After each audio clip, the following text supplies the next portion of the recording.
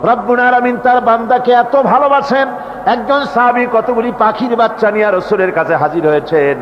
আল্লাহর নবী বলেন, এই পাখির বাচ্চাগুলি আনলা কেন?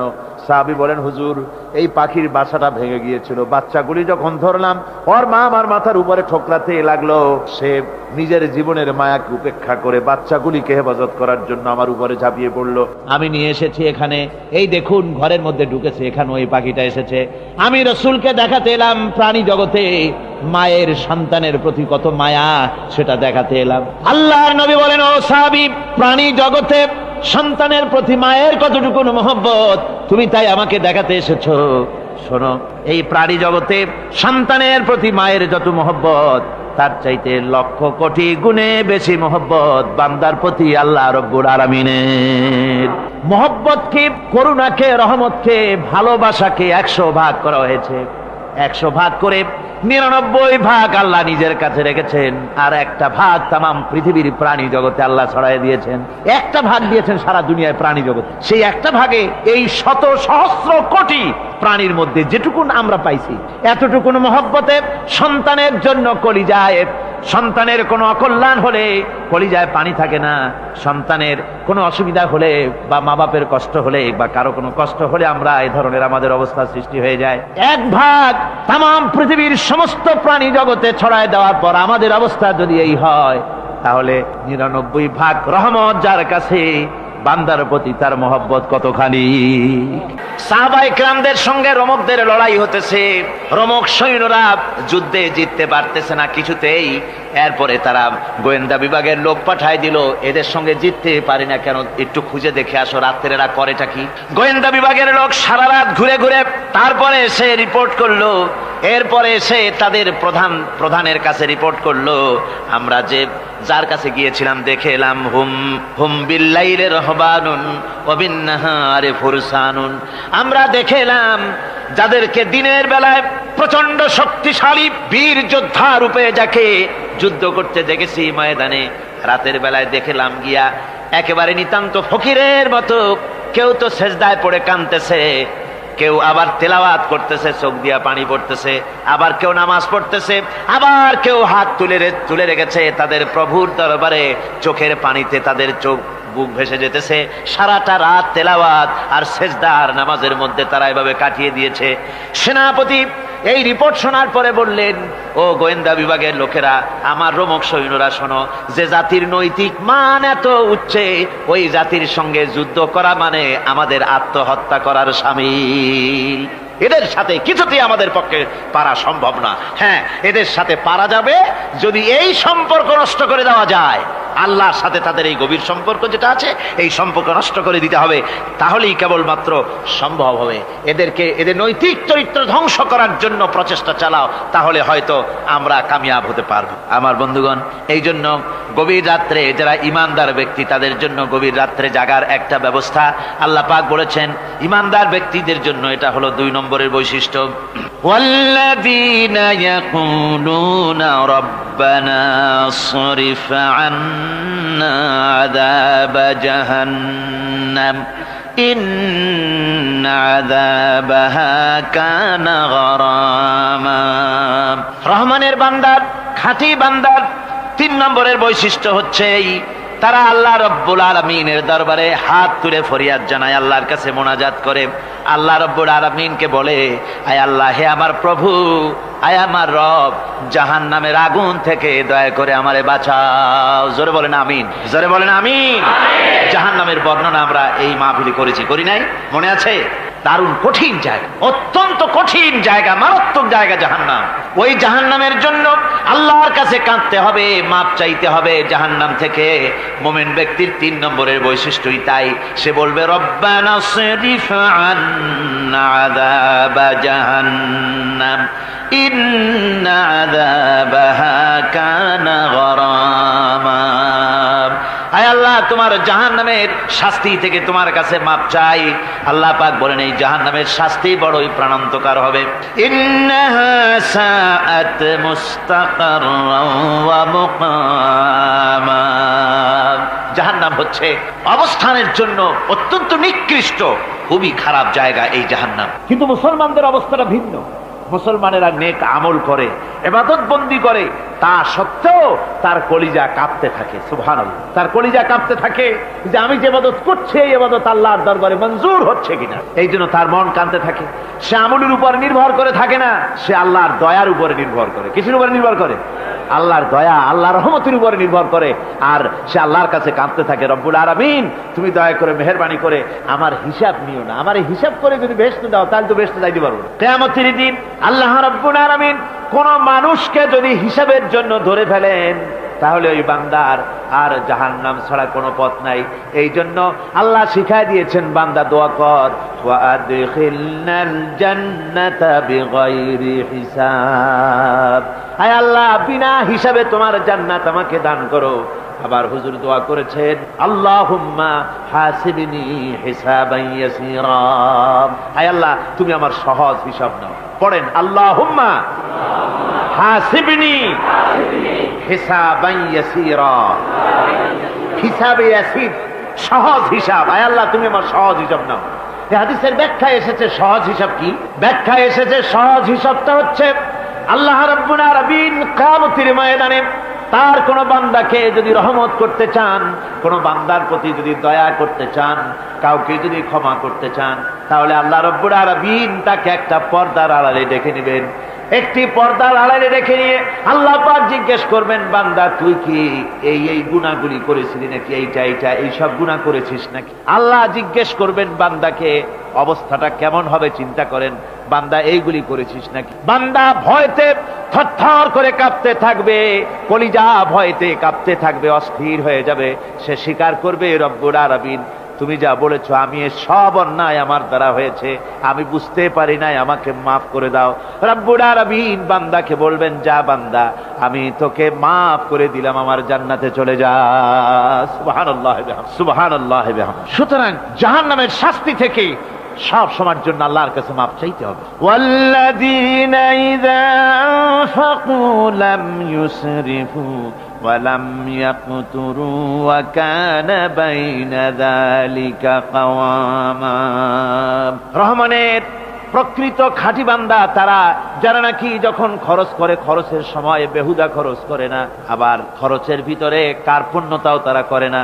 ওয়া কানা বাইনা যালিকা কাওয়ামা, এই দুইয়ের মাঝে তারা ভারসাম্য রক্ষা করে, মধ্যম নীতি অবলম্বন করে চলে। তার মানে হলো পয়সা আছে বলি এই পয়সা দিয়ে তারা মদ খায় না, জুয়া খেলে না, মিনা বাজার ইত্যাদি শয়তানি বদমাশি সিনেমা হল ইত্যাদি বানায়া পাপের বোঝা বাড়ায় না। তারা অতিরিক্ত কোনো খরচ করে না, আবার অর্থ পূজারী ব্যক্তির মতো কার্পণ্যতাও তারা করে না। দুইয়ের মাঝে তারা ভারসাম্য রক্ষা করে। এক শ্রেণীর লোক আছে মাল শুধু জমায়, খরচ টরচ করে না। কোরআন শরীফে বলা হয়েছে, আল্লাযী জামা মালান ওয়া আদ্দাদা, মাল জমা করে আর গুনতে থাকে, মাঝে মধ্যে আবার টেলিফোন করে, হ্যালো সোনালী ব্যাংকের ম্যানেজার সাহেব নাকি? বলে হ্যাঁ, দেখুন তো আমার আমলনামাটায় কত আছে। এখন হিসাব টিসাব করে আর তাড়াতাড়ি, এখন তো আর আমলনামা দেখতে সময় লাগে না, তাড়াতাড়ি দেখা যায়। আগে যেমন ব্যাংকে গিয়ে যদি জানতে কেউ চাইতো যে আমার ডেবিট কত, ক্রেডিট কত, ব্যালেন্স কত ইত্যাদি জানতে চাইলে তাকে একেবারে সেই লেজার খোলা লাগে, বিরাট বিরাট বই, বড় বড় কিতাব যা গরুর গাড়ি দিয়ে টানা লাগে, এত বিশাল বিশাল বই ছিল। এখন সেগুলি সংক্ষিপ্ত হয়ে একেবারে কম্পিউটারের মধ্যে ঢুকানো হয়েছে। কম্পিউটারের ভেতরে রয়েছে একটা ছোট্ট যন্ত্র যার নাম হলো মাইক্রোচিপস, একেবারে এতটুকু ছোট্ট মাইক্রোচিপ। এই মাইক্রোচিপসের ভেতরে হাজার হাজার ক্লায়েন্টসদের ডেবিট ক্রেডিট, তাদের ট্রানজেকশন, তাদের ব্যালেন্স সব কিছু রয়ে গেছে। আপনি যখনই জিজ্ঞেস করবেন সে বাটন একটা দাবালো আর সাথে সাথে স্ক্রিনে এসে গেল আপনার নাম কি, বাপের নাম কি, দাদার নাম কি, কত টাকা জমা করছিলেন, কোন কোন তারিখে উঠাইছেন, আছে কত, নিছেন কত, 14 গোষ্ঠীর ইতিহাস একটা চাপে চলে আসে। তো আমি মানুষকে এভাবে বলি যে এই বুদ্ধিটা যিনি দিলেন, লোকেরা বলে তো কয় যে কিয়ামতের দিন আল্লাহ নাকি আমলনামা দিবে মানুষের সামনে হাজির করিয়া, ইমানদারের সামনের থেকে ডান হাতে, বেঈমানের পিছন থেকে কোন হাতে, বাঁ হাতে। এখন ওই আমলনামা সারা জীবনে যত কথা বলছি, যত কাজ করছি সব তাতে লেখা থাকবে। তাহলে সেটা তো একটা বিশাল একটা বই হবে, তো আমরা হাতে করে ধরবই বা কেমনে, আর ওটা হবেই বা কেমনে, আর ওটা পড়বই বা কেমনে। এখন তো বুঝতে সহজ হয়েছে কেমনে পড়বেন। মানুষের মাথায় যদি এই বুদ্ধি আসে, একটা ছোট্ট মাইক্রোচিপসের ভেতরে যদি হাজার হাজার ক্লায়েন্টসদের কোটি কোটি শত শত সহস্র কোটি একটা মাইক্রোচিপসের ভিতরে ঢুকানো যায়, তাহলে এই বুদ্ধি যিনি দিলেন তিনি বুঝি এর চাইতেও ছোট্ট বইয়ের মধ্যে আপনার আমলনামা উঠে দিতে পারবেন না নাকি? যারা বলেন পারবে কিনা? নিশ্চয়ই পারবেন, হাজার বার পারবে বন্ধুগণ। সুতরাং এরা মাল জমা করে আর গনে, জিজ্ঞেস করে ম্যানেজার সাহেব কত হয়েছে, বলে যে এত লক্ষ এত, তখন আবার চিন্তা হয় যে আরো কত টাকা জমাইতে পারলে কোটি হয়, তারপরে আরো 200 কোটি হয়, এভাবে তারা জমাইতে থাকে, খরচ করে না। তো এ ব্যাপারে সন্তানের জন্য, সন্তানদের জন্য খরচ যেটা লাগে সেটা স্ত্রী পুত্র সন্তান আত্মীয় স্বজন যে আছে যা তাদের জন্য যে পরিমাণ খরচ করা লাগে তা যদি না করে তাহলে এটা হচ্ছে বখিলি, আর খরচ করতে গিয়ে যদি বেশি করে তাহলে সেটা হচ্ছে বেহুদা খরচ। এখন এই বেহুদা খরচ থেকে আমাদেরকে বাঁচতে বলা হয়েছে। বিষয়টা হচ্ছে নিজের আত্মীয় স্বজন সন্তান সন্ততির জন্য খরচ করতে হবে যা লাগে তাই, আর আল্লাহর রাস্তায় যখন দেওয়ার কথা আসে তখন প্রাণ খুলে দান করতে হবে। দেখেন লোকেরা যখন আল্লাহর রাস্তায় দান করতে বলা হয় পকেটের মধ্যে হাত দিয়ে তারপর আঙ্গুল অনেক সময় কষাকষি করে। একজনে জিজ্ঞেস করলাম, মিয়া পয়সা দিবাতে এত পকেটে হাত রাখিয়া বাইরে করো না মোটে? কয় যে ঘষে দেখতেছি শিখি না 10 পাই। তাহলে এইভাবে আল্লাহর রাস্তায় দেওয়ার সময় এই যে কার্পণ্যতা, এই কার্পণ্যতা মানুষকে তাকে শেষ করে দেয়, তার ঈমানকে নষ্ট করে দেয়। আর পয়সা আছে বলে বেশি খরচ করতে হবে, যেমন বিবাহে লোকেরা খরচ করে আমাদের দেশে, কোরবানি করতে গিয়ে খরচ করে। হ্যাঁ, কোরবানি করবেন, আপনি ভালো একটা কোরবানি করবেন, আপনার পয়সা যেমন আছেন তেমন, কিন্তু 50,000 টাকা দাম দিয়ে একটা গরু কিনা সেই গরুর গলায় মালা দিয়া এরপরে সারা শহরে প্রদর্শনী করতে হবে, এর কোনো যুক্তি নাই। আছে কোনো যুক্তি? যদি তা হয় তাহলে ওই গরু যিনি কেনেন তারও গলায় মালাই দিয়ে দুজনে একসাথেই ঘুরানো দরকার, বুঝলেন? আমার বন্ধুগণ, আপনি কোরবানি করবেন, কোরবানি আপনার 10,000 টাকায় হয়ে যেতে পারে, 15,000 টাকায় হয়ে যেতে পারে, বাকি টাকাগুলি আল্লাহর রাস্তায় খয়রাত করে দেন। কত গরিব আত্মীয় আছে তাদের দিয়ে দেন। 50,000 টাকা দিয়ে বিরাট বাজারের সেরা গরু খরিদ করে কোরবানি দিচ্ছেন, অর্থটা কি? মানুষকে দেখাচ্ছেন আল্লাহর দরবারের গোশত যাবে না, চামড়া যাবে না, রক্ত যাবে না, যাবে আপনার নিয়ত। কি যাবে?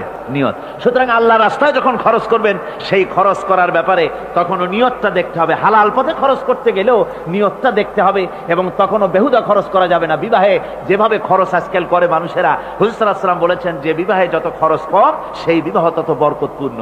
আর আমরা মনে করি বিবাহে যত বেশি খরচ বাড়ানো যায় ততই এটা বেশি শানদার হবে, উল্টা চিন্তা করি। আল্লাহ রাব্বুল আলামিনের পরে বলছেন, والذين لا يدعون مع الله إلها آخر ولا يقتلون النفس التي حرم الله إلا بالحق ولا يزنون ومن يفعل ذلك يلقى أثاما।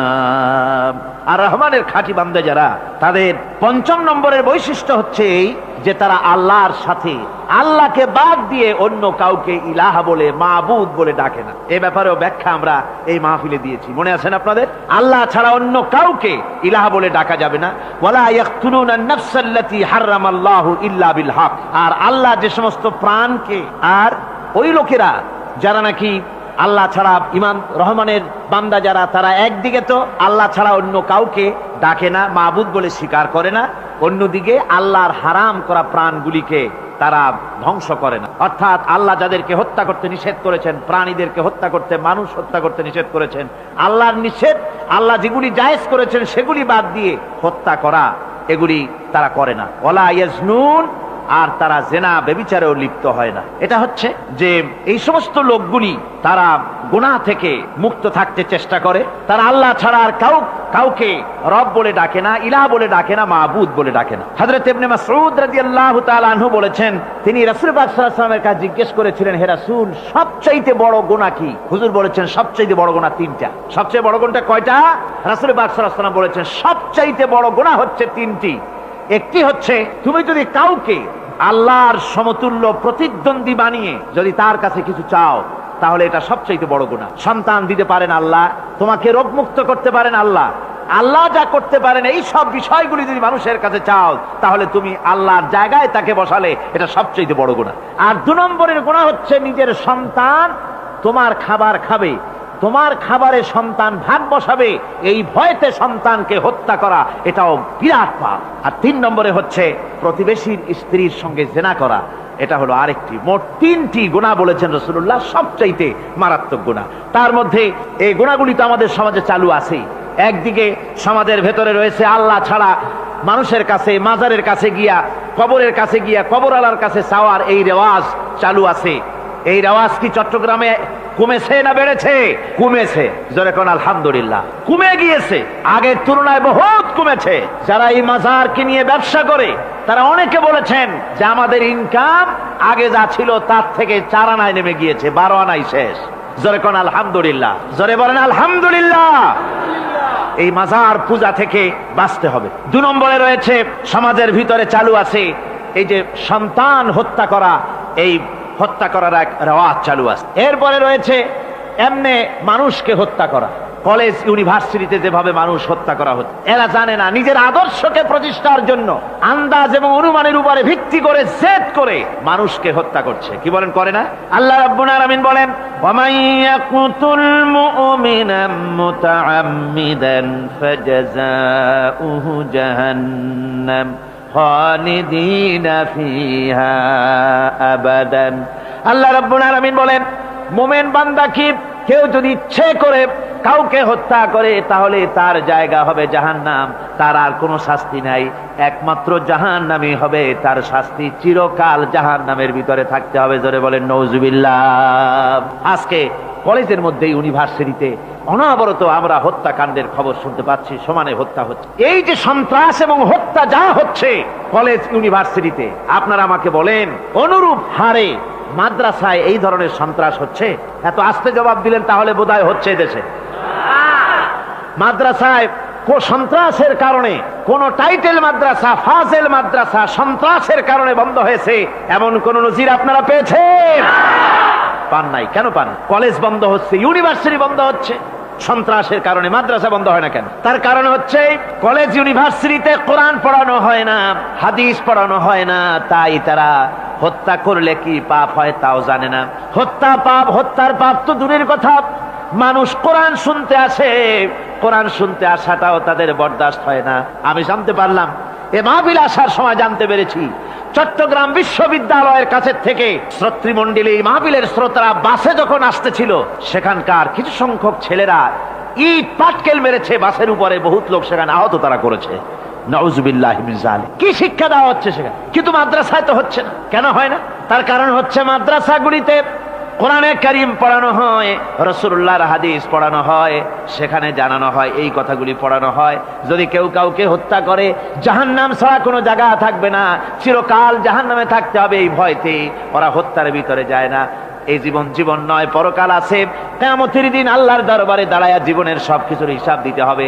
এই জন্য তারা এসব জানে বলে, এসব তাদের রক্তে মাংসের ভিতরে ঢুকানো আছে বলে তারা চুরি ডাকাতি জেনা ব্যভিচার হত্যার দিকে তত যায় না যত এরা যায়। ঠিক কিনা বলে? কলেজ ইউনিভার্সিটিতে আজকে কোরআন শরীফ পড়ানো হয় না। মাদ্রাসা এবং মসজিদে, মাদ্রাসাগুলিতে যে কারণে সন্ত্রাস হয় না, ওই কারণটা যদি কলেজ ইউনিভার্সিটিতে ঢুকানো যায় তাহলে সন্ত্রাস বন্ধ হতে পারে। ঠিক কিনা কর? আমার ভাইরা, আজ বাংলাদেশে যে কয়টা ইউনিভার্সিটি আর যতগুলি কলেজ আছে, এদেশের সাধারণ মানুষের রক্তার্জিত পয়সা দিয়েই এই কলেজ ইউনিভার্সিটি চালানো হয়, কিন্তু সেখানে কোরআন শরীফের তাফসীর পড়ানো হয় না, হাদিস শরীফ পড়ানো হয় না। হয় সব পড়ানো হয়, কিন্তু কোরআনে কারীমের তাফসীর পড়ানো হয় না, হাদিস শরীফ পড়ানো হয় না। যদি ওই কলেজ ইউনিভার্সিটির ছাত্রগুলিকে কোরআন শরীফ পড়ানো হতো, কোরআনের তাফসীর পড়ানো হতো, কলেজ ইউনিভার্সিটিতে হাদিস শরীফ যদি পড়ানো হতো, ইসলামের অর্থনীতি সমাজনীতি যদি পড়ানো হতো, তাহলে কলেজ আর ইউনিভার্সিটি গোটা জাতিকে মাস্তান আর গুন্ডা উপহার দিত না, খালিদ বিন ওলীদের মতো মুজাহিদ উপহার দিত। জোরে বলেন সুবহানাল্লাহ। আজকে গোটা জাতির চিন্তা চেতনা ধারণার বহির্ভূত সেখান থেকে সন্তান আমরা পাচ্ছি। আজকে সেখানে ছেলে পাঠাচ্ছে বাপ, ছেলে পাঠাচ্ছে, ছেলে লেখাপড়া করে সেখান থেকে ভালোভাবে পাশ করে আসবে, চাকরি বাকরি করবে, মা বাপের সুখের কারণ হবে। কিন্তু দেখা যায় কিছুদিন পর সেখান থেকে চলে আসে সন্তান লাশ হয়ে বাপের ঘরে ফিরে এলো। কি শিক্ষা হচ্ছে? এই শিক্ষা ব্যবস্থার আমূল পরিবর্তন হওয়া দরকার। আপনারা অবাক হবেন, শিক্ষা ব্যবস্থার পরিবর্তন হওয়া দূরের কথা, কোরআন হাদিস কলেজ ইউনিভার্সিটিতে পড়ানো তো দূরের কথা, নামাজের জন্য কোনো তাগিদ নাই। কোন কলেজে কোন ইউনিভার্সিটিতে এরকমের তাগিদ আছে যে যারা মুসলমান ছাত্র জোহরের আযান হয়ে যাবে সব ছাত্র শিক্ষককে বাই হুক এন্ড ক্রুক মসজিদে যেতে হবে, 5 ওয়াক্ত নামাজ বা জামাত আদায় করতে হবে, এমন হুকুম আছে? আছে। এরপরেও ছেলেরা যে যতটুকু ভালো আছে ও তো বাস ভাঙছে ইউনিভার্সিটির সামনে পাইয়া, ওরা লাঠি ঠাঙ্গা নিয়ে যে দূর আসে না, এই তো কপাল। কথা বুঝতে পেরেছেন? ওদের তো কিছু শিখানো হয় না, কিচ্ছু, অর্থাৎ চরিত্র সৃষ্টি তাদের করানো হয় না। নামাজের তাগিদ নাই, রোজার তাগিদ নাই, ও যেন একটা আলাদা জগৎ। যুবতী মেয়ে, যুবতী ছেলে, যুবক ছেলে পড়াশোনা করে কো এডুকেশন, সহশিক্ষায়, একসাথে যুবক পুরুষ আর যুবতী মহিলা একসাথে ওঠা বসা করছে, একসাথে পিকনিক করতে কোথায় হারায় যাচ্ছে, কি করতেছে না করতেছে দেখারও কেউ নাই। জোরে কর নাউযুবিল্লাহ। আজ তাই এক কথায় ইউনিভার্সিটিকে এদেশের একজন কবি বলেছিলেন ডাকাতদের গ্রাম। এখন শুধু ডাকাত না, মানে ডাকাতদের একেবারে আড্ডাখানা হয়ে গিয়েছে, অস্ত্রবাজির আড্ডাখানা হয়ে গিয়েছে। তাদের চরিত্র নষ্ট করার জন্য, ইসলামের থেকে তাদের মনকে ফিরিয়ে দেওয়ার জন্য বইপত্রের অভাব নাই, কোরআন হাদিসের অভাব আছে সেখানে, কিন্তু তাদের মন মগজ ইসলাম থেকে যেন ফিরে যায় এজন্য তাদেরকে বইপত্র দেওয়া হয়। যেমন সেই যুগের নাম করা কবি ছিল ইমরাউল কায়েস, খুব নাম করা কবি ছিল। তার কবিতার বই সাবায়ে মুআল্লাকা আজও পর্যন্ত মাদ্রাসা শিক্ষার, উচ্চ শিক্ষায় এবং ইউনিভার্সিটি শিক্ষায়, সেখানে আধুনিক শিক্ষার উচ্চ শিক্ষায় সেখানে এ বই এখনো পড়ানো হয়। এই বইটির লেখক অর্থাৎ নাম করা কবির ছিল অনেকগুলি শত্রু। একদিন তার প্রাণের শত্রু তাকে ঘিরে ফেলেছে মরুভূমির ভেতরে, বলছে, তারা দুজন ছিল সংখ্যায়, বলল যে তোমাকে আমরা হত্যা করব। ইমরাউল কায়েস যখন দেখলো যে এদের হাত থেকে বাঁচার কোনো পথ নাই, তখন সে বলল, দেখো তোমরা তো আমাকে মারবে, কিন্তু একটা কথা আমি তোমাদেরকে বলি, আমাকে মারার পরে আমার দুটো মেয়ে আছে, মেয়ে দুটিকে একটি খবর পৌঁছে দেবে। কি খবর? বলে আমাকে মারার পর আমার বাড়ি গিয়ে মেয়ে দুটিকে গিয়ে বলবে, ইয়া বানাতি ইমরাউল কায়েস ইন্না আবাকুমা। বাস এই কথাটুকুন বলে দেবে। তো যারা হত্যা করবে তারা চিন্তা করলো যে এই কথার দ্বারা তো আমরা হত্যা করেছি, তা তো প্রমাণিত হবে না, সুতরাং মারতে অসুবিধাটা কি? তারা মেরে ফেললো। মারার পরে মরুভূমির ভিতরে তাকে গেড়ে দিয়ে এরপরে এই দুইজন লোক ওয়াদা পালন করার জন্য ইমরাউল কায়েসের বাড়ি গেছে। বাড়ি গিয়ে বলছে মেয়ে দুটোকে ডেকে যে, হে মেয়েরা, তোমাদের পিতার সঙ্গে মরুভূমিতে আমাদের দেখা হলো, তারপরে তোমার পিতা আমাকে তোমাদেরকে একটা কথা বলতে বলেছেন, সেটা হলো এই, ইয়া বানাতি ইমরাউল কায়েস ইন্না আবাকুমা। শোনা মাত্রই মেয়ে দুটি চিৎকার করে কেঁদে উঠেছে।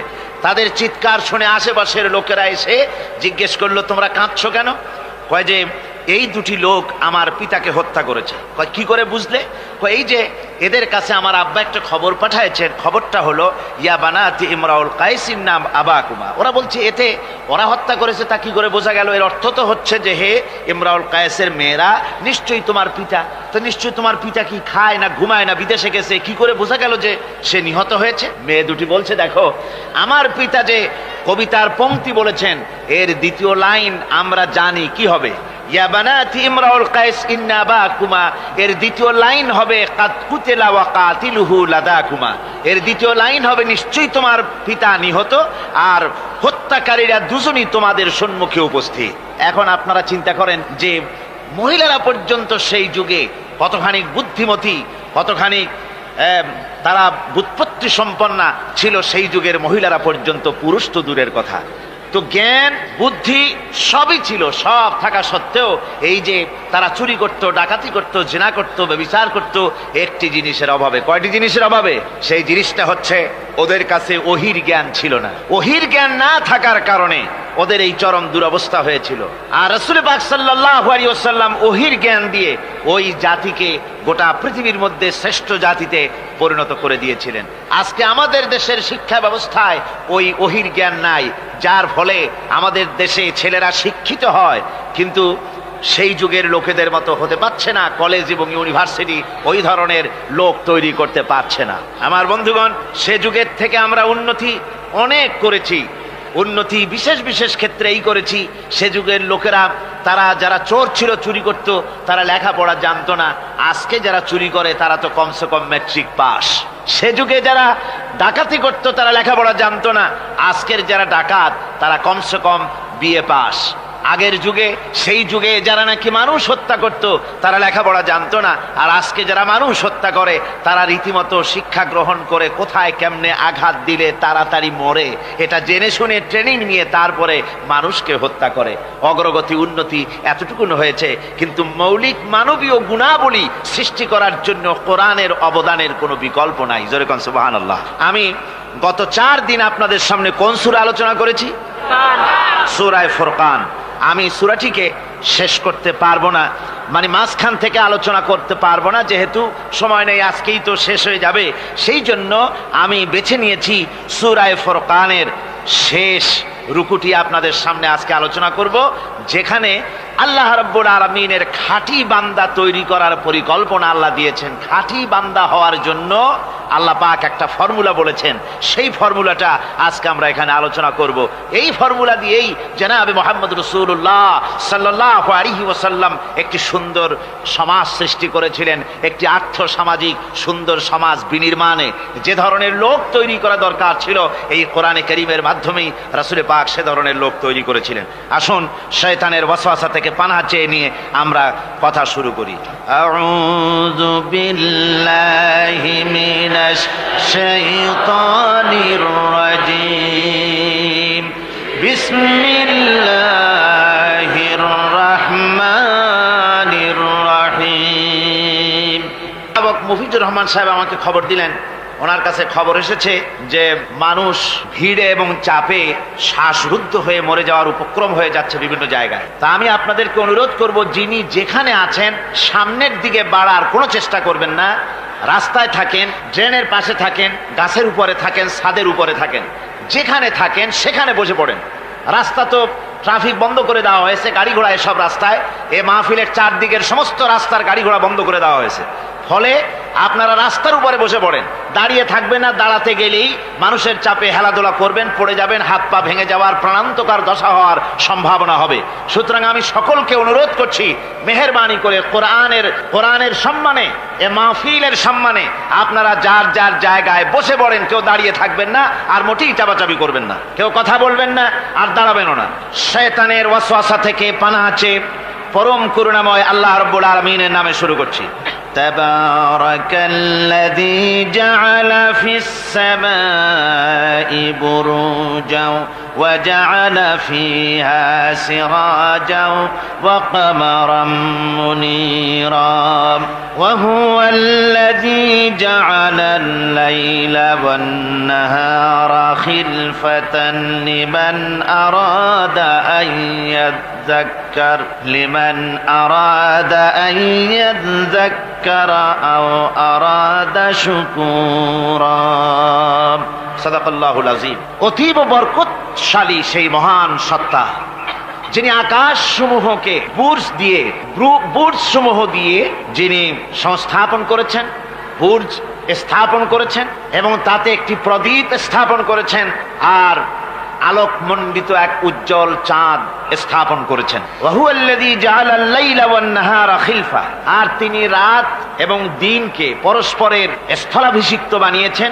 লিমান আরাদা আন ইয়াযাক্কারা আও আরাদা শুকুরা। তাদের জন্য যারা এর থেকে উপদেশ অর্জন করতে চায়, জ্ঞান লাভ করতে চায় এবং শুকর আদায় করতে চায়। শুকর আদায়কারীর জন্য, জ্ঞান অন্বেষণকারীদের জন্য আল্লাহ পাক এগুলি করেছেন। এখানে বুর্জ শব্দের অর্থ হচ্ছে প্রাসাদ বা সুদৃঢ় স্থাপত্য। প্রাচীন খগোল বিজ্ঞানে বুর্জ বলা হতো সেই 12টি কক্ষপথকে। কোন মুফাসসির এই বুর্জকে বলেছেন গ্রহকে বুর্জ হিসাবে তারা ব্যাখ্যা করেছেন। আসলে আল্লাহ রাব্বুল আলামিন তিনি মহাশূন্যকে যে কিভাবে সজ্জিত করেছেন, কত সুন্দরভাবে করেছেন, তার ব্যাখ্যা কোরআনে কারীমের বিভিন্ন জায়গায় এসেছে।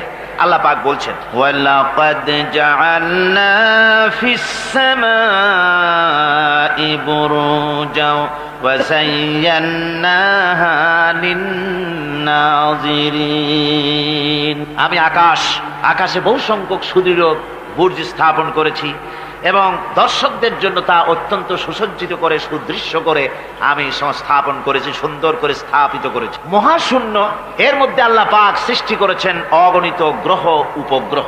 কত গ্রহ আছে, কত উপগ্রহ আছে, বিজ্ঞানীদের কাছে আজও পর্যন্ত তার কোনো হিসাব মেলেনি। মহাশূন্যে আল্লাহ পাক, মহাশূন্যের মহাবিস্ময়। বর্তমান বিজ্ঞান ক্রমান্বয়ে আশ্চর্য হয়ে যাচ্ছে তাদের নতুন নতুন আবিষ্কারের মাধ্যমে, চিন্তা ভাবনার মাধ্যমে, যে মহাশূন্য আল্লাহ পাক মহাস্রষ্টা কি করে রেখেছেন একটি বিশাল এক বিস্ময়ের কারখানা। সেখানে রয়েছে মিল্কি ওয়ে, যাকে বলা হয় ছায়াপথ। বিজ্ঞানীরা বলেছেন প্রায় 20,000 কোটি তারকা রয়েছে এই মিল্কি ওয়ের ভেতরে, ছায়াপথের ভেতরে। আবার কেউ কেউ বলেছেন যে সেই তারকার সংখ্যা বলা সম্ভব হবে না, সমুদ্র সৈকতের বালুকণা গণা তবুও সম্ভব, কিন্তু আকাশের তারকারাজি গণা সম্ভব নয়। এখন আল্লাহ পাক সেই মহাশূন্যের ভেতরে সৃষ্টি করে রেখেছেন এই ছায়াপথ। ছায়াপথের ভিতরে আছে যে তারকাগুলি, বিজ্ঞানীরা বলেছেন যে এই তারকাগুলি এত বিরাট বিরাট তারকা আছে। আগে তো ওনারা বলেছিলেন পৃথিবীর চাইতে সূর্যটা হচ্ছে পৃথিবীর চাইতে 13 লক্ষ গুণ বড়। এই বিরাট সূর্য ছিল তাদের কাছে বিস্ময়। এখন তারা বলছেন না, মিল্কি ওয়ের ভিতরে যে সমস্ত তারকার সন্ধান আমরা পেয়েছি, সে সমস্ত তারকা এত বড় বড় বিরাট দানবের মতো, যে ওর এক একটা তারকার ভেতরে যে সূর্য পৃথিবীর চাইতে 13 লক্ষ গুণ বড়, এরকম অন্তত 3 কোটি সূর্যকে একটা তারকার মধ্যে ঢুকিয়ে দেওয়া যায়। সুবহানাল্লাহ, কি বিশাল কাণ্ড! এখন এই তারকা, এই গ্রহ এবং উপগ্রহ রাজি মহাশূন্যে সব পরিভ্রমণ করছে, কেউ কিন্তু দাঁড়িয়ে নাই। বিজ্ঞানীরা বলছেন, কেউ বলেছেন সূর্য ঘোরে, কেউ কয় না পৃথিবী ঘোরে, কেউ কয় না ওই চন্দ্র ঘোরে, কেউ কয় যে না আমরা মিলে সবাই ঘুরি। এখন আসলে বিষয়টা কি, কে ঘোরে আর কে ঘোরে না? আসল কথাটা নিতে হবে কোরআনের কাছ থেকে। কার কাছ থেকে? ওই চন্দ্র সূর্যের স্রষ্টা যিনি, মহাবিশ্বের স্রষ্টা যিনি, তিনি বলতে পারবেন যে আসলে ঘোরে কে। আল্লাহ রাব্বুল আলামিন বলেন, ওয়া কুল্লুন ফি ফালাকিন ইয়াসবাহুন। মহাশূন্যের পরে যা কিছু আছে সব সন্তরণশীল, সব গতিশীল, কেউ দাঁড়িয়ে নাই, সব সাঁতার কাটতেছে, সব ছোটাছুটি করছে। ছোটাছুটি করছে, তা আবার এত দ্রুত গতি, এক একটা যে গতির কথা আমরা চিন্তা করতে পারবো না। ভীষণ তীর্যক গতিতে সব ছুটছে তো ছুটছে, কিন্তু ওখানে আবার কোনো ট্রাফিক পুলিশ নাই। আছে নাকি ট্রাফিক পুলিশ? আমাদের দেশে রাস্তাঘাটে কত ট্রাফিক পুলিশ আর কত ট্রাফিক সিগন্যাল লাইট। একদিকে ট্রাফিক পুলিশের হাতছানি, আর একদিকে ট্রাফিক লাইটের চোখ রাঙানি। এরপরেও অ্যাক্সিডেন্টের অভাব নাই, ঠিক কিনা কর? বেচারা বেবি ট্যাক্সি, গরিব মানুষ, রাস্তার এক পাশ দিয়ে যায়, আর ওই দত্তের মতো ট্রাক এসে এক ধাক্কা মারে, গরিব বেচারা বেবি ট্যাক্সি 3 ঠ্যাং উপরের দিকে দিয়ে রাস্তার পাশে বসে আল্লাহ আল্লাহ করে। আমাদের ট্রেন লাইন অ্যাক্সিডেন্ট, ওই গাড়ির লাইনে অ্যাক্সিডেন্ট, এত কিছু থাকা সত্ত্বেও কিন্তু ওই মহাশূন্যে কোনো সিগন্যাল লাইট নাই, কোনো ট্রাফিক পুলিশ নাই। এই বিশাল চাঁদ, এই বিশাল সূর্য, এবং সূর্যকে গিলে খেতে পারে, কোটি কোটি সূর্য গিলে খেতে পারে এমন তারকা, অথচ অ্যাক্সিডেন্ট নেই। আছে অ্যাক্সিডেন্ট? আল্লাহ রাব্বুল আলামিন এখানে মহাশক্তিশালী অদৃশ্য সীমারেখা সৃষ্টি করেছেন। কোরআনে কারীমে রাব্বুল আলামিন বলেন, লাশ-শামসু ইয়ামবাগি লাহা আন তুদরিকাল কামারা ওয়ালাল লাইলু সাবিকুন নাহার ওয়া কুল্লুন ফি ফালাকিন ইয়াসবাহুন। প্রবল জ্ঞানী হইবে যাহারা, আপন মনেতে বুঝিবে তাহারা, রাত্রি পারে না আগে যাইবার, দিনের স্থান করি অধিকার। চন্দ্র বাঁধে না সূর্যের গায়েতে, সূর্য পারে না চন্দ্রকে ধরিতে, যার যে স্থান বহল রাখিয়া ভ্রমণ করিছে খোদাকে ডরিয়া। সুবহানাল্লাহ বিহামদিহি ইলা আজালিম মুসাম্মা।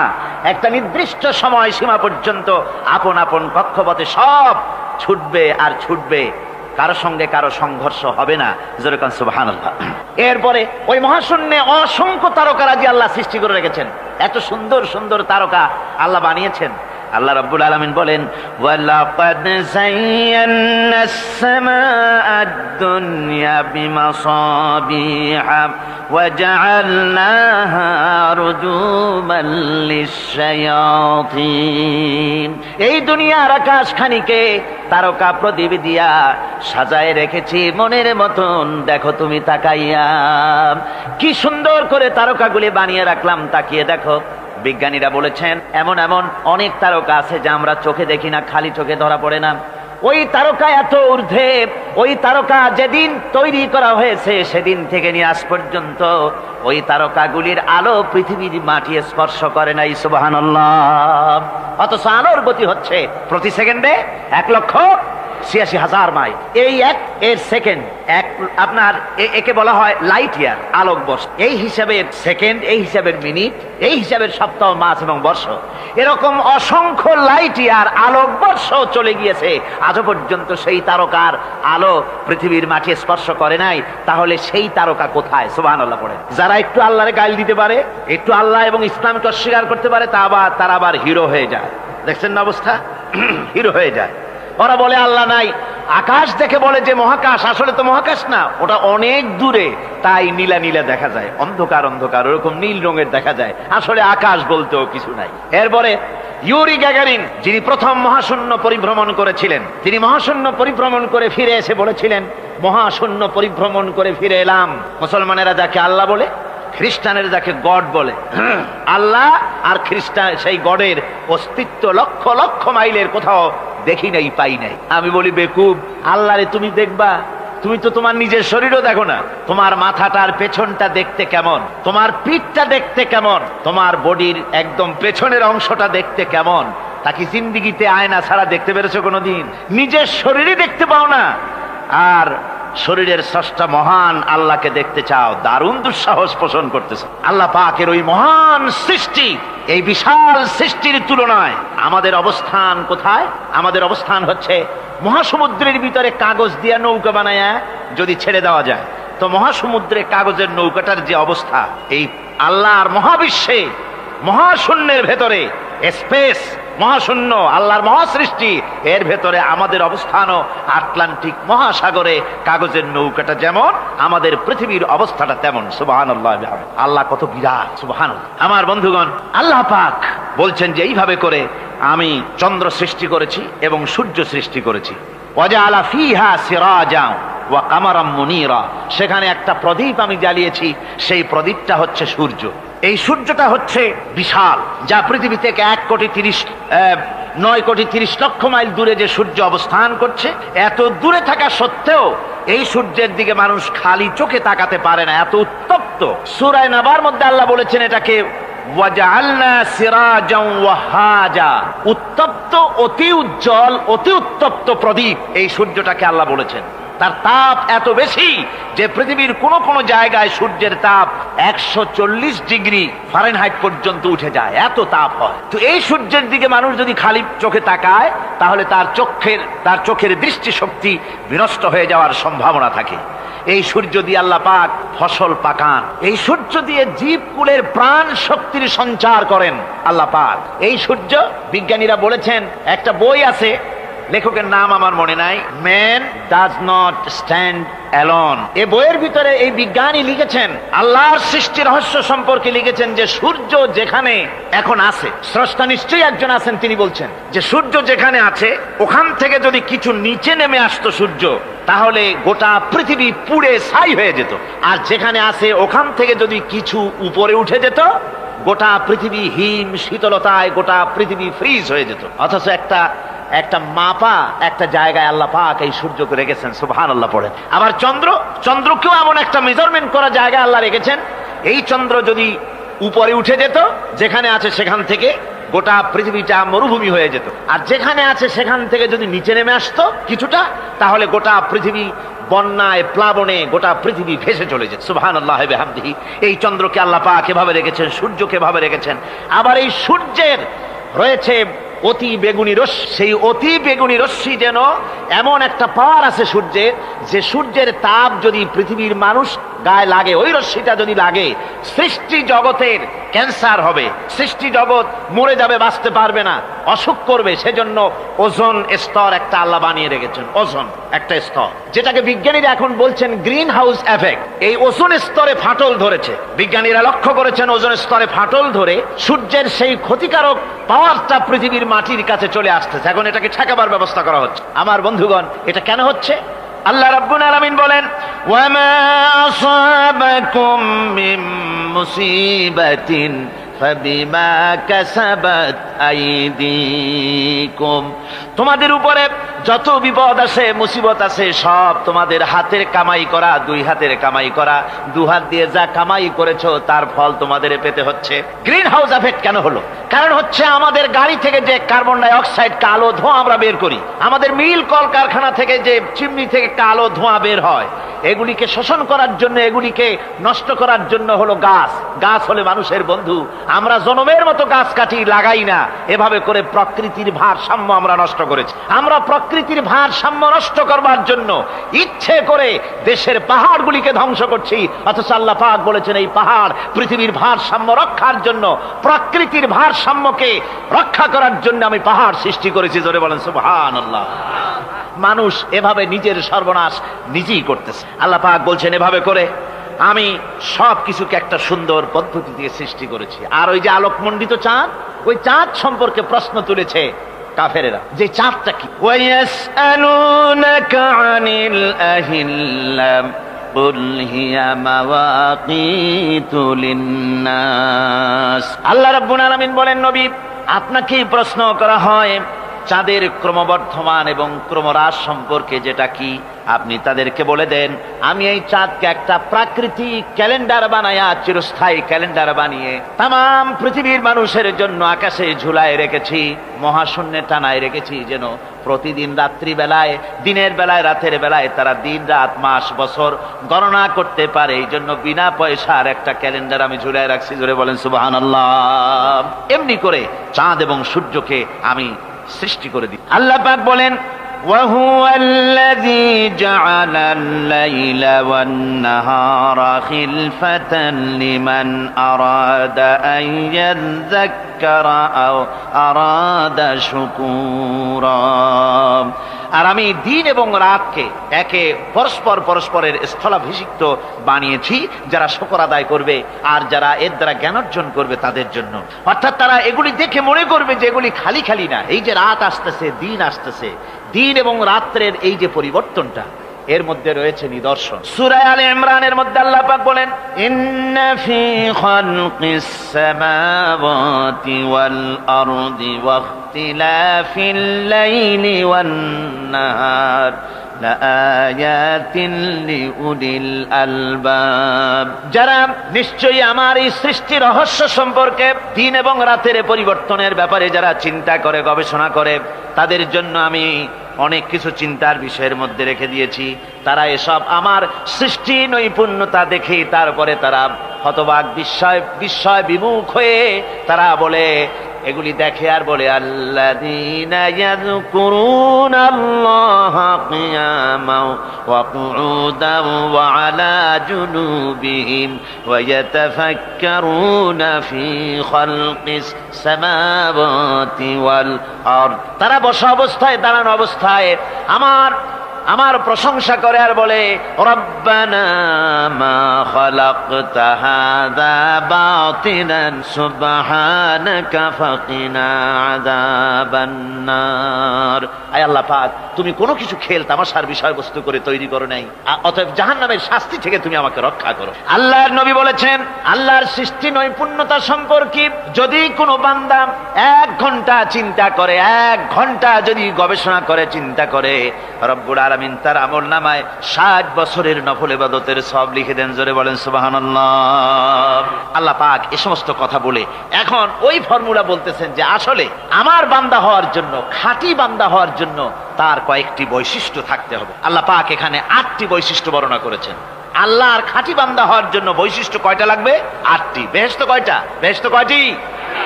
আল্লাহ পাক বৈশিষ্ট্য বানিয়েছেন 8টি। এখানে 8টি বৈশিষ্ট্যের কথা বলা হয়েছে। মহান আল্লাহ রাব্বুল আলামিন বলেন, وعباد الرحمن الذين يمشون على الأرض هونا وإذا خاطبهم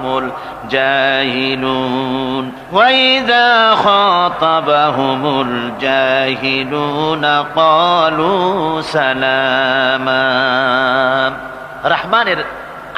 রহমানের খাঁটি বান্দা তারা, রহমানের আসল বান্দা তারা, যারা নাকি জমিনের উপর থেকে যখন হাঁটে খুব বিনয় বিনম্রতার সাথে তারা চলে। ওয়াইদা খাতাবাহুমুল জাহিলুন, আর যখন জাহিলরা তাদের সঙ্গে কথাবার্তা বলতে আসে তখন তারা তাদেরকে বলে তোমাদের প্রতি সালাম, এই বলে তারা চলে যায়। অর্থাৎ এই 8টি বৈশিষ্ট্যের প্রথম বৈশিষ্ট্য ধরা হয়েছে চালচলনকে।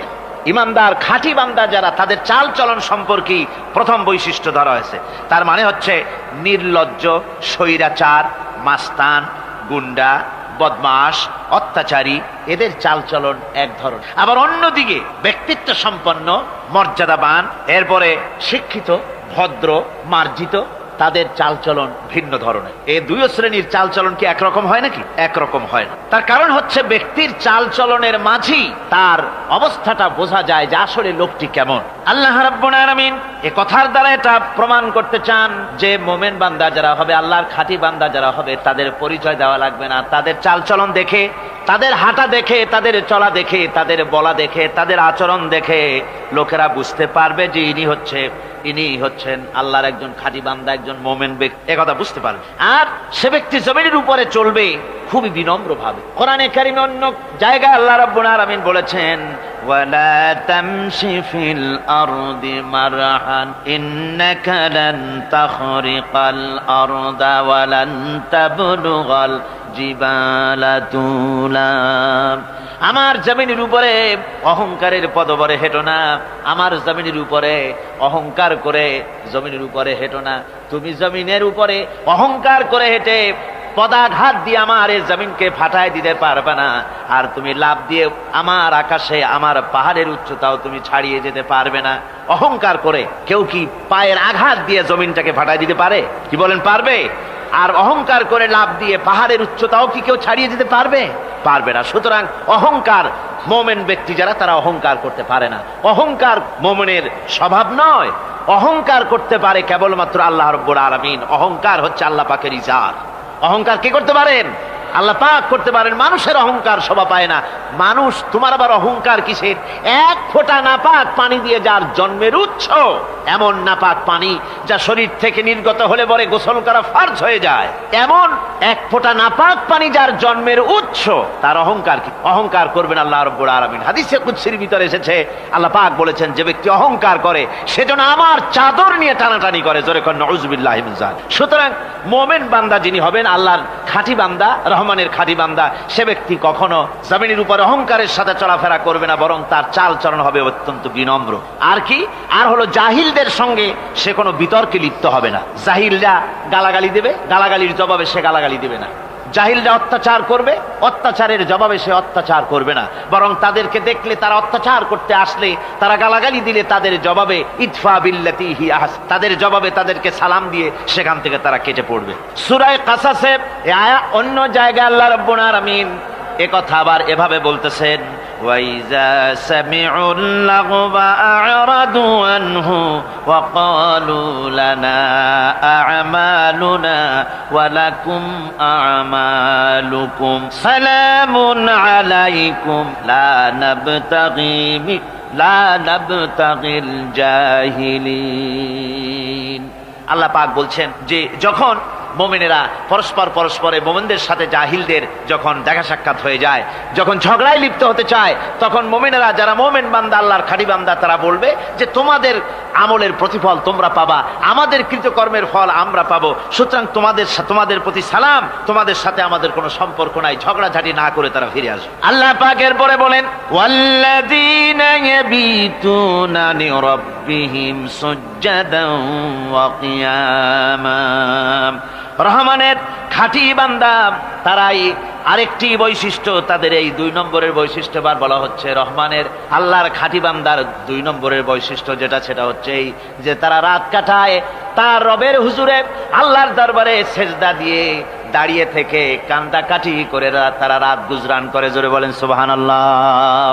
আর এর বিপরীত যারা, তারা রাত কাটায় রাতের বেলা মদ, জুয়া, সিনেমা, গান বাজনা, অশ্লীলতা, নাটক, হাবিজাবি গল্প গুজব করে তারা তাদের রাত কাটায়। আর যারা মোমেন বান্দা, আল্লাহর বান্দা, যারা খাঁটি বান্দা, তারা এই রাত তারা আল্লাহর ইবাদতের ভিতর থেকে কান্দাকাটির মধ্য দিয়ে দাঁড়িয়ে দাঁড়িয়ে অথবা সেজদার ভিতরে তারা তাদের রাত কাটিয়ে দেয়। কোরআনে কারীমে আল্লাহ রাব্বুল আলামিন একথা এভাবে বলেছেন, تتجافى جنوبهم عن المضاجع يدعون ربهم خوفا وطمعا। আমার মোমেন বান্দারা তাদের পার্শ্বদেশ এবং পৃষ্ঠদেশ বিছানার উপরে বেশি রাত থাকে না। তারা তাদের রবের প্রতি রবের ভয়, আল্লাহর ভয়, আশা এবং আশা পোষণ করে। আর তার আল্লাহকে ভয় করে তারা বিছান থেকে নিজের পিঠকে আলাদা করে নিয়ে তারা রাতের বেলায় আমার কাছে কান্দে, আমার কাছে দোয়া করে, তারা কান্দে, ইবাদত করে। সূরা যারিয়াতের ভিতরে রব্বুল আলামিন বলতেছেন, কানু ক্বালিলাম মিনাল লাইলি মা ইয়াহজাউনা ওয়া বিল আসহারি হুম ইস্তাগফিরুন। আমার এই মুমিন বান্দাগুলি, আমার খাঁটি বান্দা যারা, তারা সারা রাত ঘুমায় না, রাতের একটা অংশ মাত্র তারা ঘুমায়, সারা রাত ঘুমায় না, একটা অংশ তারা ঘুমায়, আর বাকি অংশটুকু শেষ রাত্রে তারা ওঠে আর আমার দরবারে তারা কান্দে, মাপ চায় আর কাঁদতে থাকে, চোখের পানি ফেলতে থাকে। আল্লাহ রাব্বুল আলামিন শেষ রাত্রে প্রথম আকাশে আসেন। হাদিস শরীফে এসেছে, প্রথম আকাশে আল্লাহ রাব্বুল আলামিন এসে দুনিয়ার মানুষকে ডাকেন, কে আছো? গুনাহ করে জীবন বোঝাই করে ফেলেছো, নাফরমানি করেছো, গুনাহ করেছো, অথবা বিপদে পড়েছো, ঋণগ্রস্ত হয়ে পড়েছো, অসুবিধায় পড়েছো, মামলা মকদ্দমায় পড়েছো, আমার কাছে মাপ চাও, আমার কাছে সাহায্য চাও। এই সময় যে সমস্ত বান্দারা আরামের ঘুমকে হারাম করে আল্লাহর দরবারে কাঁদতে থাকে, তাহাজ্জুদের নামাজ আদায় করে যখন হাত তুলে কাঁদে, আল্লাহ পাক তখন এই দৃশ্য দেখে ফেরেশতাদের বলেন, ও আমার ফেরেশতারা, আমার ওই বান্দাগুলি কাঁদে কেন? সমস্ত মানুষ যখন ঘুমানো, এই বান্দাগুলি কাঁদে কেন বলো? ফেরেশতারা বলে, আল্লাহ তুমি তো ভালো করে জানো। ফেরেশতারা বলে, আল্লাহ পাক বলবেন, তবুও তোমাদের মুখ থেকে শুনতে চাই। ফেরেশতারা তখন বলবে, রব্বুল আলামিন তোমার বান্দা গুনাহ করেছে, জাহান্নামের ভয়তে তোমার কাছে কাঁদতেছে, তোমার ভয়তে কাঁদে, জাহান্নামের ভয়তে কাঁদে। আল্লাহ জিজ্ঞেস করেন, ফেরেশতারা, ওরা যে আমার ভয়তে কাঁদে, ওরা কি আমারে দেখছে নাকি? ফেরেশতারা বলেন, না খোদা তোমারে দেখে নাই। আল্লাহ পাক বলেন, ওরা আমার যে জাহান্নামের ভয়তে কাঁদে, ওই জাহান্নাম তারা দেখেছে নাকি? ফেরেশতারা বলে, না আল্লাহ, তোমার জাহান্নাম ওরা দেখে নাই, তোমার বেহেশত কিছুই দেখে নাই। আল্লাহ পাক বলেন, ও আমার ফেরেশতারা, এই বান্দাগুলি আমার দোজখ দেখে নাই, আমাকে দেখে নাই, হাসর মিজান সিরাত কিছুই দেখে নাই, শুধু কোরআনের কথা শুনে, আমার নবীর কথা শুনে, আমার কোরআনের কথা শুনে বিশ্বাস করে আরামের ঘুমকে হারাম করে কিভাবে কাঁদতেছে তাকায় দেখ। আমার রহমতের দরিয়ায় জোশ মেরে গেছে, তোরা সাক্ষী থেকে যা, আমার ওই ক্রন্দনরত বান্দাগুলিকে আমি আল্লাহ মাফ করে দিলাম। আমার ভাইয়েরা, আল্লাহ পাক বলেন, আম্মান হুয়া কানিতুন আনা আল-লাইলি সাজিদাও ওয়া কাইমা। আল্লাহ রাব্বুল আলামিন বলেন, সিজদার ভিতরে আর দাঁড়ানোর ভিতরে আমার এই বান্দাগুলি আখিরাতে আমার সঙ্গে দেখা করা লাগবে এই ভয়তে, জাহান্নামের ভয়তে তারা কাঁদে, এভাবে কাঁদতে থাকে। আর আল্লাহ পাক ওই সময় তাদের গুনাহ মাফ করতে থাকেন। কোরআনে কারীমের ভিতরে আল্লাহ পাক বলেন, সারা রাত ঘুমাতে আল্লাহ নিষেধ করেছেন, সারা রাত যেন ঘুমায় না, পাইকারি দরে ঘুমায় না, একটু জাগো। ওয়াজকুর ইসমা রাব্বিকা বুকরাতাও ওয়া আসীলা। সকাল এবং সন্ধ্যায় তোমার প্রভুর, তোমার রবের জিকির করো, স্মরণ করো। وَمِنَ اللَّيْلِ فَاسْجُدْ لَهُ وَسَبِّحْهُ لَيْلًا طَوِيلًا। তোমার রাতের বেলায় রাতের একটা অংশ সেজদায় অবনত হও, আর রাতের দীর্ঘ সময় ঘুমায় থেকো না, হয় একটা লম্বা সময় ঘুমাও, কিন্তু একটা অংশ রাখো যে সময় তুমি আমার দরবারে সেজদায় পড়ে যাবে, কাঁদবে। আমার বন্ধুগণ, রাতটা ওয়াজআলনাল লাইলা সুবাতা, আল্লাহ রাব্বুল আলামিন ওয়াজআলনা সুবাতা ওয়াজআলনান নাওমা সুবাতা ওয়াজআলনাল লাইলা লিবাসা, ঘুমকে বানাইছেন আল্লাহ শান্তির বাহন, আর রাতকে করেছেন আচ্ছাদন। রাতকে কি করেছেন? আচ্ছাদন। রাতকে একটা পর্দা লাগিয়ে দিয়েছেন, রাতের পর্দা। যেহেতু প্রেম ভালোবাসা ঢোল পিটায় করা যায় না, ঢোল পিটায় প্রেম করা যায় যায় না। মানুষকে দেখায় দেখায় প্রেম ভালোবাসা করা যায় না, এটা হলো দুনিয়ার রীতিনীতি। দুনিয়ায় যেটা মানুষেরা করে, আসল সবচাইতে বড় ভালোবাসার পাত্র হলেন আল্লাহ, মাসুক হলেন আল্লাহ, আশেক হলো মানুষ। আশেক এবং মাসুকের ভিতরে প্রেম বিনিময় হবে, ভালোবাসার আদান প্রদান হবে, কথোপকথন হবে। এজন্য দিনের কোলাহলপূর্ণ অবস্থায় তা হয় না বলে রব্বুল আলামিন বলেন, আমি তোমাদের জন্য রাতকে একটা আচ্ছাদন, একটা পর্দা বানায় দিয়েছি। এই রাতের পর্দার ভিতরে থেকে আমারে ডাকো, আমাকে আমার কাছে তুমি আমাকে ডাকো, একটা লম্বা সময় নিয়ে আমাকে বলতে থাকো, আমাকে ডাকতে থাকো। আল্লাহ পাক তার নবীকেও বলেছেন, ইয়া আইয়ুহাল মুযাম্মিলু কুমিল লাইলা ইল্লা কালিলা। হে চাদর আচ্ছাদিত ব্যক্তি, রাত্রিকালে সালাতে দণ্ডায়মান থাকো, কিন্তু কম, সারা রাত জাগার দরকার নেই। একটা অংশ জাগো যখন তুমি আমার জন্য কাঁদবে, আমার জন্য সেজদায় পড়ে থাকবে। রাসূল পাক সাল্লাল্লাহু আলাইহি সাল্লাম তাহাজ্জুদের নামাজি সেজদায় পড়ে থাকতেন, রাতে ঘন্টার পর ঘন্টা চলে যেতেছে। হযরত আয়েশা বলেন, আমি মনে করতাম সেজদায় এমন ভাবে রাসূল পড়েছেন আর ওঠেন না, আমার মনে হতো হুজুর বুঝি ইন্তেকাল করে গেছেন। আমি রাসূলের পায়ের আঙ্গুল ধরে আস্তে করে চাপ দিতাম, হুজুর তাতে একটু ব্যথা পেয়ে আঙ্গুল নাড়া দিতেন, তখন আমি মনে করতাম আল্লাহর নবী বিদায় হন নাই, বেঁচে আছেন। আবার কখনো দাঁড়িয়ে দাঁড়িয়ে নামাজের ভিতরে তেলাওয়াত করতে করতে রাত শেষ হয়ে যেত, আমার মনে হতো এই দাঁড়ানো থেকে হুজুর বুঝি আর রুকুতে যাবেন না। আবার যখন রুকুতে যেতেন মনে হতো এই রুকু থেকে আর বুঝি সেজদায় যাবেন না। আবার যখন সেজদায় যেতেন মনে হতো এই সেজদা থেকে রাসূল বুঝি আর উঠবেন না। সুবহানাল্লাহ। সাহাবায়ে কেরাম জিজ্ঞেস করতেন, হে রাসূল, হযরত আয়েশা জিজ্ঞেস করে, হে রাসূল, আপনি এত কাঁদেন কেন, এত ইবাদত করেন, এত রাত জাগেন? হযরত আয়েশা বলেছেন, আল্লাহর নবী দাঁড়িয়ে দাঁড়িয়ে তেলাওয়াত করতে করতে, দাঁড়িয়ে দাঁড়িয়ে নামাজ পড়তে পড়তে পাও মোবারক, কদম মোবারক এমন ভাবে ফুলে যেত, সকাল বেলায় জুতার মধ্যে পাও ঢুকতো না। সুবহানাল্লাহ। এইভাবে রাসূল পাক কষ্ট করতেন। জিজ্ঞাসা করতে, এত ইবাদত কেন করেন? আপনার তো আগের পিছের সমস্ত গুনাহ আল্লাহ মাফ করেছেন, কোনো গুনাহ আপনার নাই, তবু আল্লাহ বলে দিয়েছেন নবী আপনার আগের পিছের সব মাফ, তারপরেও এত কাঁদেন কেন? আল্লাহর নবী বলেছেন, ও সাহাবীরাও, আমার স্ত্রীরা শোনো, আমি কি আমার বান্দার, আমি আমার আল্লাহর শুকরগুজারকারী বান্দায় কি আমি পরিণত হব না? যে আল্লাহ আমাকে এত নিয়ামত দিয়েছেন, আমি কি সেই আল্লাহর শুকরগুজার হব না? রাসূলুল্লাহ ভাবে কাঁদতেন। সুতরাং প্রত্যেকটি মুসলমানকে রাতের বেলায় আল্লাহর দরবারে হাত তুলে কাঁদতে হবে, মোনাজাত করতে হবে, রব্বুল আলামিন যে গুনাহ করেছি, আমি যত গুনাহ করেছি, আমাকে তুমি নেয়ামত যা দিয়েছো, এই নেয়ামত তুমি না দিলেও পারতে, তুমি দয়া করে দিয়েছো। এভাবে যদি মানুষ কান্দে, আল্লাহ এই অপরাধ করেছি, অপরাধের কথা যদি স্মরণ করে আর কাঁদতে থাকে, আল্লাহ রব্বুল আলামিনের রহমত তার উপরে তখন পড়তে থাকে। আর এই তাহাজ্জুদ, গভীর রাতের কান্দাকাটি, এই জন্য আল্লাহ পাক বলেন, এর আসল ব্যাপারটা হলো ইন্না নাশিআতাল লাইলি হিয়া আশাদ্দু ওয়াতআন ওয়া আকওয়ামু কিলা। আসল ব্যাপার হলো এই প্রকৃতপক্ষে রাতের বেলায় যে নামাজটা হয়, শয্যা ত্যাগ করে মানুষ যে নামাজ পড়তে দাঁড়ায়, এতে করে তার আত্মসংযমের ট্রেনিং হয়ে যায়, আল্লাহর সঙ্গে মহব্বত কায়েম হয়ে যায়।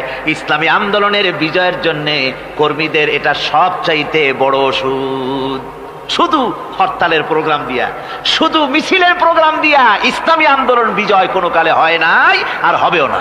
এজন্য আন্দোলন যারা করে তাদেরকে গভীর রাত্রে উঠতে হয়, নফল রোজা রাখতে হয়, আর গভীর রাত্রে তেলাওয়াত করতে হয়, কাঁদতে হয় আল্লাহর কাছে, তা না হলে আন্দোলনের বিজয় হওয়া সম্ভব নয়। আমার বন্ধুগণ, আমরা জেনেছি ইতিহাসে আছে লাল সালু একটা বই পড়ানো হয়, কলেজে পড়ানো হয়, আপনারা নাম শোনেন নাই? এই বইটা আমাকে একজন প্রফেসর এই চট্টগ্রামের আমাকে দেখতে দিলেন, আমি দেখলাম তার মধ্যে তিনি ইসলামের ব্যাপারে এত বিদ্বেষ ছড়িয়েছেন।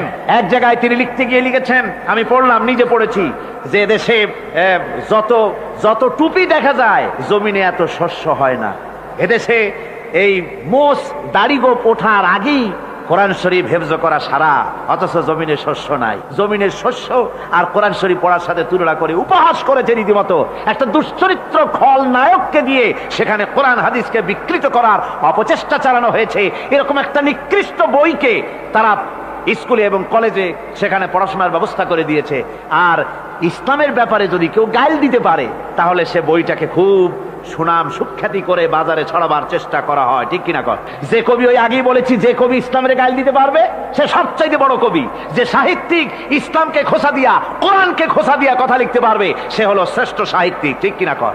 আর এই খ্রিস্টান জগৎ ইহুদি জগৎ, তারা ইসলামকে আর মুসলমানদেরকে গালাগালি করার জন্য সব সময় মুসলমান নামের কুলাঙ্গারদেরকে বেছে নেয়। যেমন নবুয়াতের উপরে হামলা চালাতে হবে, সেজন্য এই পৃথিবীর নিকৃষ্ট কাফের গোলাম মোহাম্মদ কাদিয়ানির মতো একটা নিকৃষ্ট কাফেরকে তারা বেছে নিয়েছে, জোরে কর নাউজুবিল্লাহ।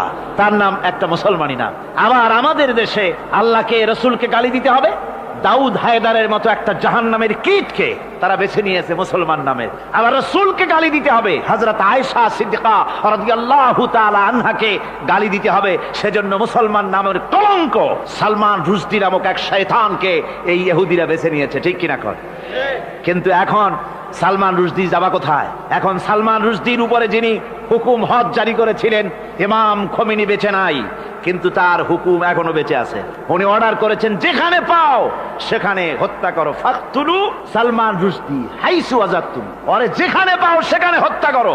এখন ওর দশা হয়েছে এই, চেহারা সার্জারি করে টরিয়া তারপরে এখন লা ইয়ামুতু ফিহা ওয়ালা ইয়াহইয়া, সে বাঁচিয়াও নাই মরিয়াও নাই এমন অবস্থা আছে। আমার ভাইরা, আমার মুসলমান মদও যদি খায়, জেনাও যদি করে, রসুলকে যখন কেউ গালি দেয় তখন মনে করে আমি একটা অপরাধ করেছি, ঠিক, আমি মদ খাইছি, অন্যায় করেছি, আমি নামাজ পড়ি না, অন্যায় করেছি, কিন্তু আমার রসুলকে গালি দিয়েছে, ওরে যদি পাই ওর কাঁচা কলিজা চাবায় খাবো, ঠিক কিনা কর? সুতরাং আজকে এইভাবে করে আমার দেশের শিক্ষা ব্যবস্থাকে নষ্ট করা হয়েছে এই ধরনের বই পড়িয়ে। এবং এক শ্রেণীর শিক্ষক আছেন যারা কলেজ ইউনিভার্সিটিতে অপ্রাসঙ্গিকভাবে ইসলামকে গালাগালি করে, আল্লাহকে গালি দেয়, ইসলামকে গালি দেয়, মুসলমানদেরকে গালি দেয়। বরদাস্ত করতে পারি না। বলি বন্ধুরা, ইসলাম যদি ভালোই না লাগে তাহলে নামটা মুসলমানি নাম রাখছেন কেন? ঘোষণাটা দিয়ে দেন, আমরাও জানাজা না পড়াবার হাত থেকে বেঁচে যাই, ঠিক কিনা? সুতরাং এরা ওই জায়গায় বসে আছে আমাদের সন্তানদের মস্তিষ্ককে বিকৃত করার জন্য। আল্লাহ রাব্বুল আলামিন বলেন এভাবে করে, ওয়াল্লাযীনা লা ইয়াদউনা মা'আল্লাহি ইলাহান আখারা ওয়া লা ইয়াকতুলুনান নাফসাল্লাতী হারামাল্লাহু ইল্লা বিল হক, তারা হত্যা থেকে বিরত থাকে, মানুষকে হত্যা করে না। ওয়ালা ইয়াজনুন, আর তারা ব্যভিচার করে না, জিনা ব্যভিচার করে না। জিনা ব্যভিচার সম্পর্কে কোরআন শরীফ বলছে, ওয়ালা তাকরাবুজ জিনা ইন্নাহু কানা ফাহিশাতান ওয়া সাআ সাবিলা। জিনা করা তো দূরের কথা, আল্লাহ পাক বলছেন জিনার নিকটবর্তী হয় না। জিনার নিকটবর্তী মানুষ। আসসালামু আলাইকুম ওয়া রাহমাতুল্লাহি ওয়া বারাকাতুহু। বিশ্বনবীর সাহাবী ঘটনা আপনারা শুনলেন আল্লামা দেলোয়ার হোসেন সাঈদী কণ্ঠে। আসুন আমরা আরো শুনবো, আমল করার চেষ্টা করব। বিশেষ করে শোনার থেকে বেশি বেশি করে আল্লাহ আমাদের আমল করার তৌফিক দান করুক, আমিন। প্লিজ যদি ভালো লেগে থাকে অবশ্যই চ্যানেলটাকে সাবস্ক্রাইব করে দেবেন, একটা লাইক করে দেবেন, আর একটা শেয়ার করতে অবশ্যই ভুলবেন না। আল্লামা দেলোয়ার হোসেন সাঈদী আর আমাদের দুনিয়াতে নেই, আমরা তার জন্য দোয়া করব। আল্লাহ আমাদের সবাইকে বেশি বেশি করে আমল করার তৌফিক দান করুক, আমিন। ব্যাঙের ছাতার মতো ভিডিও ক্লাব চালু হয়েছে শহরের কোনায় কোনায়, রাস্তার মোড়ে মোড়ে। আর দিনের দাওয়াত বাড়াতে অবশ্যই চরিত্র নষ্ট হতে আমাকে সাহায্য করুন। প্লিজ আমার চ্যানেলটাকে সাবস্ক্রাইব করে দেবেন, অবশ্যই শেয়ার করে দেবেন, যাতে করে আমি দিনের দাওয়াত আরো বেশি বেশি ছড়াতে পারি। পত্রপত্রিকার কাজই হচ্ছে এখন যৌন অবশ্যই চ্যানেলটাকে সাবস্ক্রাইব করে দেবেন। গালি দেওয়া। বর্তমান সরকারের আমলে 1991 সনের জানুয়ারি থেকে শুরু করে যখন সরকার